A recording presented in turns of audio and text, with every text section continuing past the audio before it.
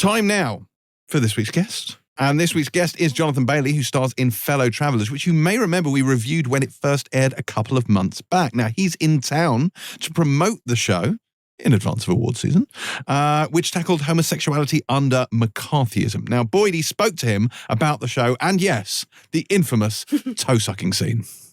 Hello, Johnny Bailey. Welcome to the Pilot TV podcast. How's it going? It's very good, Boyd. Lovely to see you. Thanks and to see you. Pleasure. I'm going to read you this review of Fellow Travellers to start with. Two men meet by chance and we follow their relationship across the decades, from the heights of McCarthyism in the 50s to the AIDS crisis of the 80s. This is devastating, gripping, hot, brilliant, and absolutely wonderful. Landmark TV, written with such ferocious, unsparing intelligence. I've never seen so clearly how the closet, with all its lies, power, and compromise, perfectly fits the world of politics, and such a profound understanding of sex, with joy, fear, kink, role play, and the sheer complications of two men negotiating each other. And the most brilliant cast. Do you recognise those words, Johnny Bailey? No, I don't. Well, it was written by someone that I know, my mum. Yeah, it was not written by your mum. It was written by Russell T Davies. Are you kidding? No. Oh my God! Well, that is the highest honour that you possibly be bestowed. But yeah, well, right. Well, it's written by someone who knows how to write, because that is an incredible.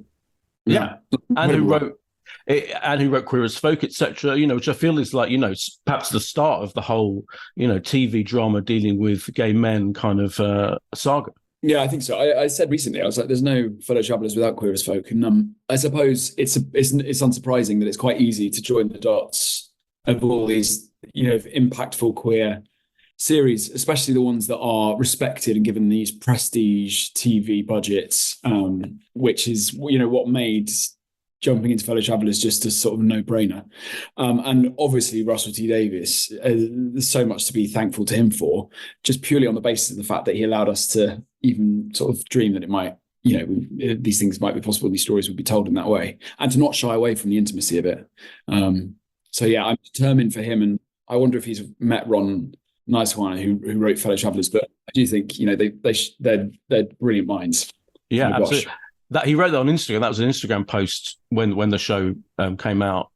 Yeah, he's gonna get a big old like from me today. Good. I was interested. Yeah, I was fascinated to know whether you'd seen it or not. So I'm glad that I alerted you to it. You're a busy man. You can't monitor every Instagram post. I think if you monitor, I think I learned that from the Netflix effect. If you try and monitor stuff, it just goes up, cuckoo. Right. So right. But I do. I was obviously profoundly aware of. What's in really brilliant is when people outside of the obvious target audience, which is the community, that understand it. And there's been so many messages actually on Instagram. It's the first time that I've really seen the need for people to communicate how they relate, not just to Tim and Hawk, but to every character, and also the lack of support for men and women who have been with people in the closet over time, and how that that sort of trauma bleeds through a family. And there's been so many. Was played by Alison Williams as the wife of Matt Bomer's character, but everyone was just brilliant, and it's just so obviously it's said time and time again, but when you respond to material in a way, and then other people then later down the line, once it's made, and have that same sort of chemical reaction to it, it's great. Was the script, when you read the script, did it make it quite clear that it was going to cover all the bases of sexuality particularly, and kind of go into that into such in a kind of sex positive way in a way? Yeah, I mean, it's funny. Sex positive is a term I'm still sort of confused by, but I just dropped it in by accident. No other way of describing it. I loved it. I was like, Boyd, you're so sort of so. I read it, and there was no surprises at all. If anything, there was some really experimental stuff that didn't make the edit. The first and foremost, it's this, you respond to the revelation of the Lavender Scare and exactly what that was, which to me was news. And I didn't know about that sort of very bleak and dark moment in history. And then the inclusion of the Marcus and Frankie storyline, of course, including a sort of Black queer narrative within it, and the intersection between the civil rights and the queerness and the liberation, and that whole experience, I think I found fascinating. And then when you finally get to the first, sort of, as Ron wrote it, scene, which obviously is probably quite famous now, with involving feat, you just think, well, of course, that's exactly what you need. Because if you're going to explore a world where a community is marginalized and oppressed so extremely and so intensely, it's the same level of ferocious sort of microscopic attention that you give when Matt Bomer is also being polygraph tested to try and disprove to someone a part of himself. So yeah, of course you want to see these characters are sort of committing to every single moment and its survival. So it would be completely wild not to include the intimacy that is then afforded when they're for only these short moments in either a public toilet or at home, and the intimacy that everyone else is afforded so easily outside of that community. So I saw it as just an amazing bit of storytelling and nothing more, nothing less. But I thought the foot scene was so clever in a way because it had to be like a radical sex act in a way, didn't it? I think because we've seen everything you've seen before. It felt like something different and fresh and new. I think just to depict that in that moment. Yeah, I think it did, and I think the power shifting between the two of them and that exploration of how Tim asserts himself over Hawk and ultimately has to use something to get what he wants, which he does. And the scene is sort of in action, just as brilliant as, say, a Phoebe Waller-Bridge Fleabag scene around the dinner table, where you just don't know exactly what's going to come next. And I think it serves the purpose, obviously, to get an audience's attention, but also to show the extremity, the extreme nature of the need for connection, but also the desperation of Tim to, that he wants to deliver something to this man in a way that no one else has. So yeah, it would have to be that extreme, right? And how do you establish that level of intimacy with Matt Bomer? Like, did you talk about it first? Generally, scenes of intimacy with him, or do you establish kind of a general way of doing it? Well, it was, we only met about 5 days before we started really rehearsing, and the rehearsals included key moments. The scene where they first meet, and obviously we mapped out the intimacy and we talked around it, but we met for a coffee. And it's funny, I mean, you just get to a point in your career where you have had experiences of intimacy scenes, so you sort of know what it's going to be. There's absolutely no doubt that both of us were understanding of the importance of it and the opportunity to be able to show that level of intimacy and the psychosexual element of the power play that I hadn't seen before necessarily. But yeah, we just had a really frank conversation that will probably never be talked about, but you do have to just go, I think you just have to sort of lay your cards down and just say, look, I'm going to be here for you, and I need you to tell me if anything feels, it's a transactional, but also incredibly sort of important and ultimately like an incredibly bonding creative challenge to do a merry dance with someone. And it's not that, it's also, I remember the scenes lying in the hospital bed that we shot on World AIDS Day, and those by far I think were the most exposing, because it was sort of, it's surrounded by an incredible team of predominantly queer sort of creatives, and they've all got, it's bringing back so many memories, and the ghosts of very recent generations were there with us, and there were really emotional moments. So I think actually, although the conversation was, of course, about the intimacy, the physical intimacy, we also discussed, like, you're going on this journey with each other. And actually, having now watched it, and I know that it's something that I would love to have seen if I had not been in it. So that's always a good sign. But the way that I think me and Matt look at each other at the end, you can see that we have gone on a journey together, and it's amazing what you set out, and it's like a mountain. It's a big bit of marble, and you just think, I don't know. And if you think about the bigger picture, of course, it's completely overwhelming, like anything. But the first step is just to go, it's okay if you ever feel uncomfortable, and also just offer up don't ever feel that your instinct should be, or impulses should be curbed at any moment, because let's discuss it. And but that also comes with experience, and I think both me and Matt have had intimate experiences on set before. So yeah, it was kind of actually incredibly grounding. But of course, it's a relief that it sort of tonally all made sense in the end. Yeah, completely. Well, I mean, it's such an ambitious show as well. As you mentioned, the fact that you're playing a character going through decades of his life and it is itself like an incredibly ambitious thing. When you read it all, were you like daunted a bit by that prospect, or do you think, oh, this is something I can really stick my teeth into? I think it came at a time where I couldn't. Yeah, I sort of describe it in a similar way to probably how Tim feels meeting Hawke. There is a romantic response to good work, and it's sort of sometimes you just can't get away from jobs, I find. So I spoke to Ron and Dan, and then I did, I auditioned with Matt as well, which was great because that sort of instilled in me confidence. But I sort of nervously giggled in the approach to it. And I just, you just sort of think, well, how do you do that? It's not like you can necessarily turn to your mates who are also actors and go, what did you do when you played a character over 4 decades? But that's what's so brilliant about it. And I moved to another country, and you just commit yourself fully to it. And I really enjoyed the discipline of the work, and obviously working on an accent and the research around it. I was terrible at history at school. I couldn't focus at all. And it's actually quite a surprise to me now that I'm really anything that has a historical context, or particularly like the politics of American politics. I was sort of slightly, really ignorant going into this. So it was just an amazing thing to learn.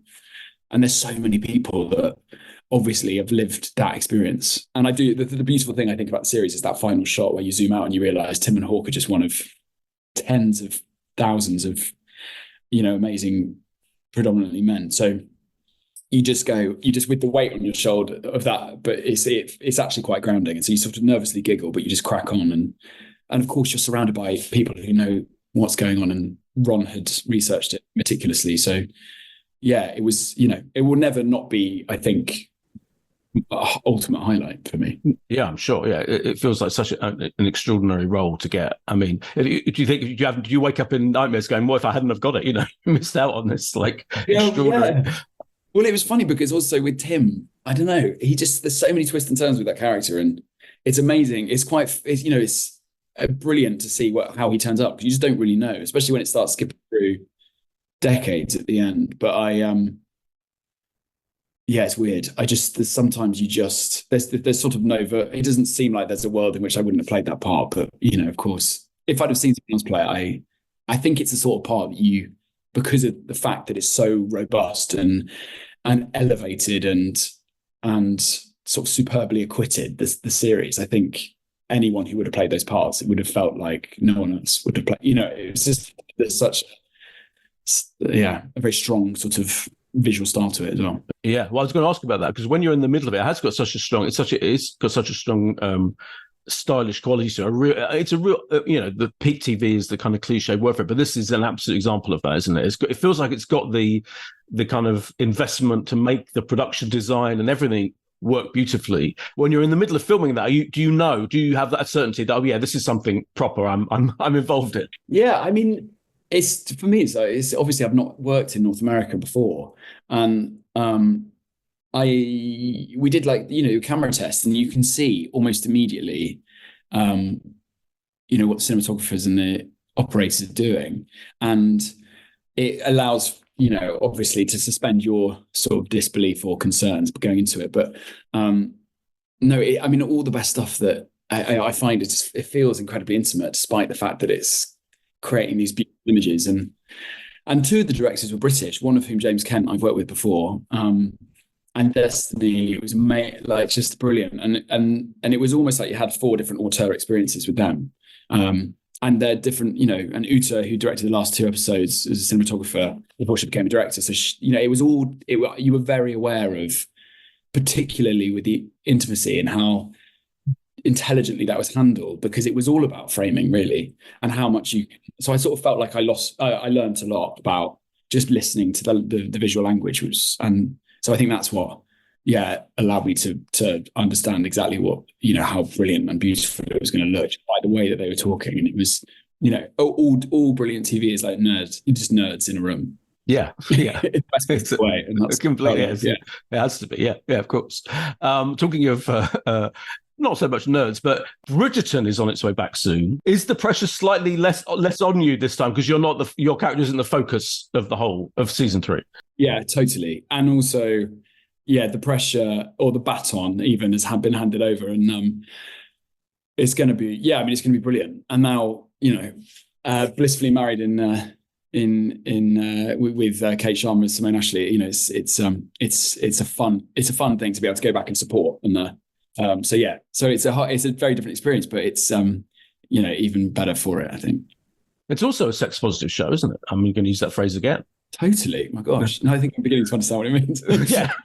Yeah, it really is. And I always think like, is sex positive about saying everyone should have more sex, or sex is, or is sort of eliminating the shame of it? I would compare the two as being, I would suggest that the sexual interactions in Fellow Travelers are more sort of hopefully educational. I feel like coming away from that sort of opus of, I don't know, sexual interaction, you'd understand why gay men have operated in the way they do. It felt like the sex delivered something different to me in The Travelers, but in Bridgerton, 100%, it's just saying people have sex and let's enjoy it. Let's turn people on as we go.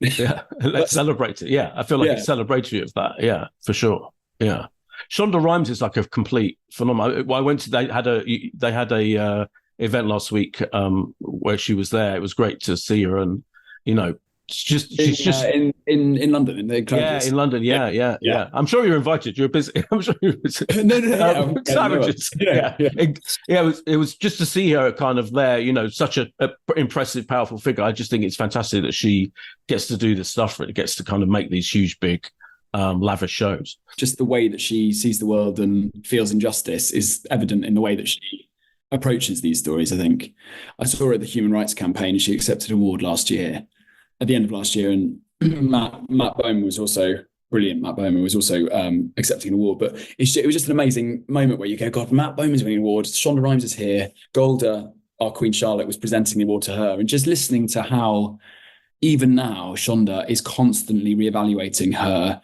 sense of self and the urgency by which she needs to evolve. And it's just, that's the sign of a real creative, but also a real leader, I think. And she is that. So yeah, fascinating to be in a room with someone like that, isn't it? Yeah, for sure. Yeah. I mean, your acting career is going brilliantly, etc. But having worked with these great writers, particularly, I mean, you worked with Phoebe Waller-Bridge, obviously, Michaela Cole. You're in an episode of Chewing Gum, one of my favorite episodes of Chewing Gum, which I loved. Would you like to write stuff yourself? Do you have plans, ideas that you want to kind of go? Or are you happy with acting at the moment? I'm happy with. I mean, the thing is that I'm so in. I just am driven by the feeling of being awed, right? And going to the theatre, and I just see sort of performances, and I don't know. And with writing, I just am so aware of how hard it is, and I wouldn't for a second think I could just crack on and give it a go. But I tell you, the idea of bringing people together and finding stuff, it's an amazing thing after being in a Netflix show. Obviously, so many things sort of change, but one thing which is amazing is that suddenly people bring material to you in a way that they wouldn't have done before. Because I was a jobbing actor for sort of 15 years before that. And so now seeing material come in and going, God, who would be brilliant? I can see that that's more of a route that I could take but who knows, but acting for now is the one. And I just wouldn't for a second think I could do what Phoebe or Michaela can do. Or, I was just watching Daniel Lawrence Taylor's Borders. Have you seen that? Yes. It's great, isn't it? Yeah, really good. It's brilliant. It's brilliant. Yeah, and and just thinking, I remember, I've loved everything he's done, but I remember meeting him years ago and just thinking, God, how does one brain come up with that? But I think that's the magic of it, isn't it? Yeah. Oh, yeah, I'm really pleased you mentioned that, because he's done a really good job on that. Yeah, it's really good. Yeah. Oh, it's like singular already. Yeah, it is. Yeah, it's true. Yeah, he's a real talent. Yeah, for sure. Well, Johnny, it's been brilliant speaking to you. Congratulations on everything, particularly Fellow Travelers, which is an absolute triumph, as I'm sure you're aware. Thank you, and hopefully speak to you again soon. Cheers. Yeah, definitely. Thank you for having me. That was Boydie and Jonathan Bailey.